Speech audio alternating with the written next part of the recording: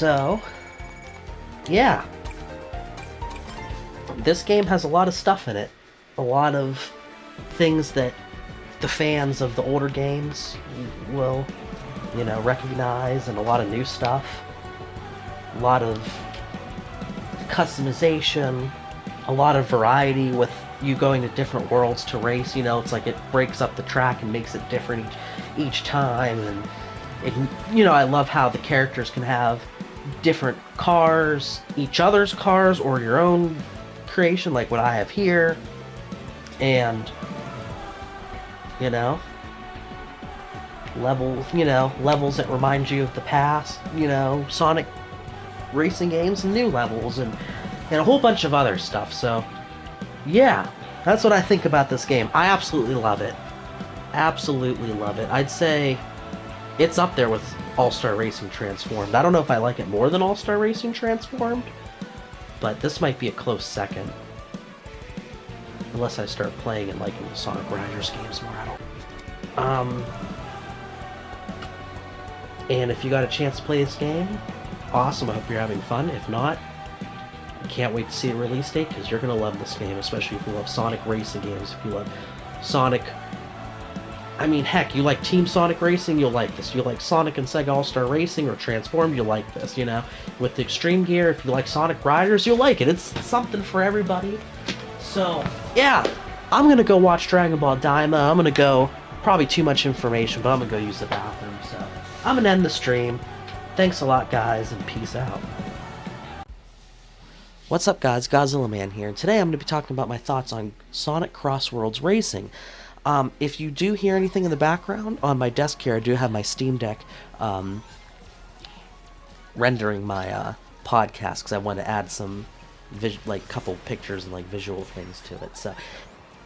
So I wanted to put my thoughts out there because in my stream I talked about what I liked about the game, but that was just my first hour or so playing it. And now that the network test has been over for a while and I've played it even more after the stream, I have more thoughts, and I didn't really think to talk about it until now. So I like the variety in the tracks. I like how the different worlds you go to change up each track when you play it, so it's not the same every time. I mean, I'm sure after so many, when the full game comes out and all the tracks are out and all the worlds are out, I'm sure after so many times you're going to kind of repeat the same track with the same world that you did before, but I think it's enough to make it fresh.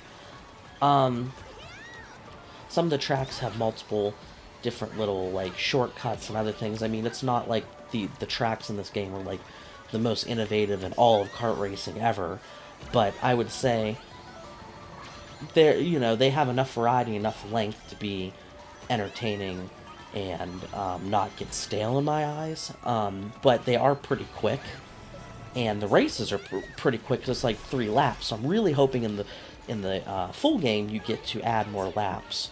Otherwise, then I would say that this game is these races are a little too quick. I love how you can customize and create cars. You're not stuck to just Sonic's car or Amy's car or Eggman's vehicle or whatever.